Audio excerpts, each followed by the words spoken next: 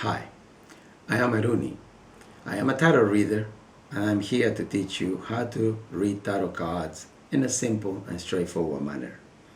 We've been using the Morgan Greer Tarot Pack because some say that is the closest to the original spiritual tarot. The images are very good, very easy to read. That's what we're using. We were talking about spreads yesterday, and the idea here is that we are going to do what they call, some people call the triangle, some people call the pyramid. In a way, is past, present, future, sort of. Not necessarily, because each house represents a different area. The first area was the foundation. The foundation shows us what the reading is about, what the main essence of the client's problems or issues is. Next one, which are the projects in the life of the client. What is he doing? What is he engaged on? What is he actually actively pursuing at the moment? And then the third house was the mind. What is in the mind of the client? In there we saw this angel and temperance. That means happiness. And it was related to the page, the Knight of Swords. So we have already opened the cards, and there was an issue about men, women, relationships. So we say, oh, let's go and look at the house of emotions, the house of love, the house of relationships, which is the fourth house. And when we opened it, this probably could show us why, or could tell us why the client is in this conundrum, because it's called the moon, and the moon means confusion. So the client don't know, should I go with this one, should I go with that one? Maybe the client has quite a few options. Maybe people that is trying to establish relationships with the client, and the client don't know how to decide. And another man, but this time it's a young one, because in the previous one there was an older one, a knight, and when we started there was a king. So we have the king, the knight, and the page all after this client. So it is very promising. But because we have the card moon, which represents confusion, it's probably very, to us, should be clear that this client cannot make up his mind, cannot decide, don't know what to do, and hence is here asking. So that probably would be a very good moment to do what we've done in the previous videos. We were showing when people come and say, oh, should I stay or should I go? Should I go to USA or should I stay in the UK?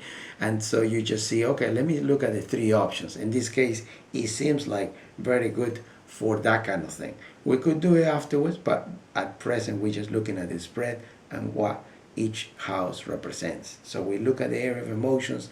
We see the moon means confusions, means this client doesn't know what relationship established. So we're going to look at the self now. So here we could say that we're moving on to the present, the self, the partner, and the house of the inner self. So in the house of the self, we look at the cards and see what the tarot is teaching us, what the tarot is showing us, what message we have. We have the magician. We have explained before the magician, the word, the message, the key message is the self, but a lot of the times it refers really to the ego, or what the desires, the needs, the intention of the client. And therefore, because the self has appeared, so in the house of the self, we have the card of the self. So this is very good, because now we know what's going on. This person is truly focused on themselves, but they're confused about who to establish a relationship with. So we look at the minor arcana to find out the details about this self. And number 10 of swords is called lost. So this gives us an inkling into why is this client having so many difficulties making up the mind in regard to relationships. Well, for starters, we see that probably wasn't a relationship, and probably that relationship finished leaving a very wounded client. Once a person has been wounded in the area of love, has a lot of difficulty trusting another person in life, and therefore this makes sense. I see, yourself is it has been some loss, some relationship most likely, and because of it now you don't know who to trust. How are you going to do that? Well, here comes the moment in which you have to deal with the client in a way.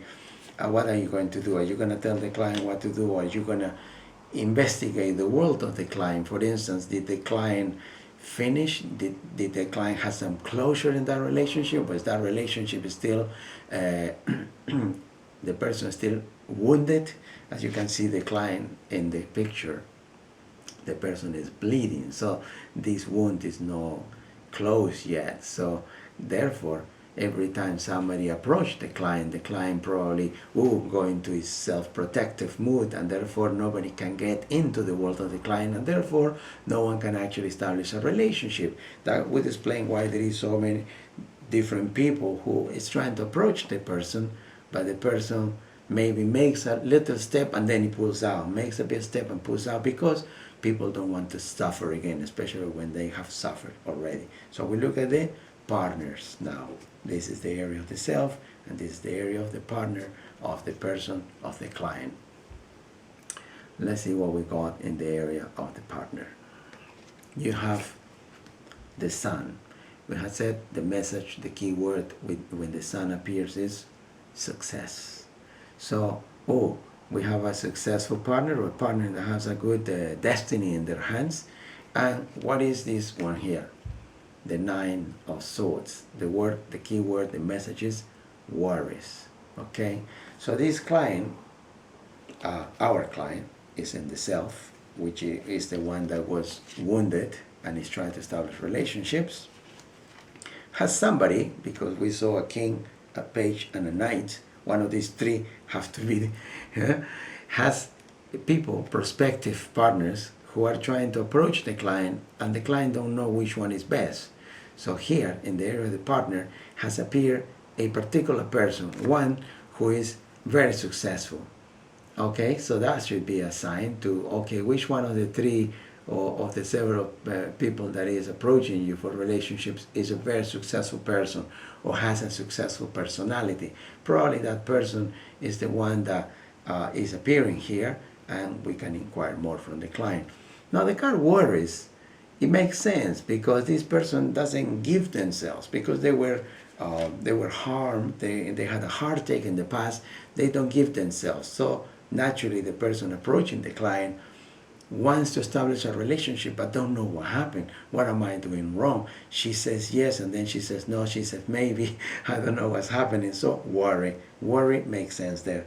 And now we go back to our client. That wasn't the client, that was the partner of the client, or the possible partner of the client. So you got the self, the partner of the self, and now we go into the inner self. So now we're going to investigate the secret world of the client, because the self usually is what people see. Doesn't have to be real, but it's what people see. Sometimes it's what the client let people see. Sometimes human beings are like that. They don't show you everything. They show you a facet of their lives. But now we're going deeper.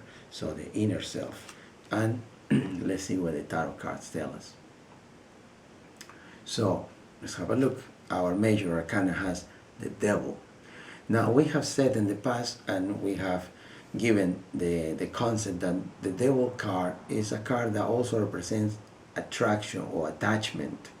But the difference, for instance, with the card, the lovers, is that the attraction in the lovers doesn't have to be a negative one, whereas the attraction in the devil card is a card that represents attachment, but of a negative nature. So this attachment could be detrimental to the client. So it could be a person, it could be drugs, it could be smoking, it could be eating, could be anything. We don't know. That's when we need to get content from the client. What we're looking at is symbols. We read the symbols and then we got content from the client. So when we look at the client, the inner self, we have this negative attachment. So let's just, for the sake of arguing, say, oh, what happened is that every time she's been with a partner, it has ended up in a toxic relationship. Maybe she likes bad boys, just to say something. You know, as I said, we do not have a client at present with us, and therefore we do not have the vibration. We do not have the channeling. This is just for the process of teaching. But the card is clear.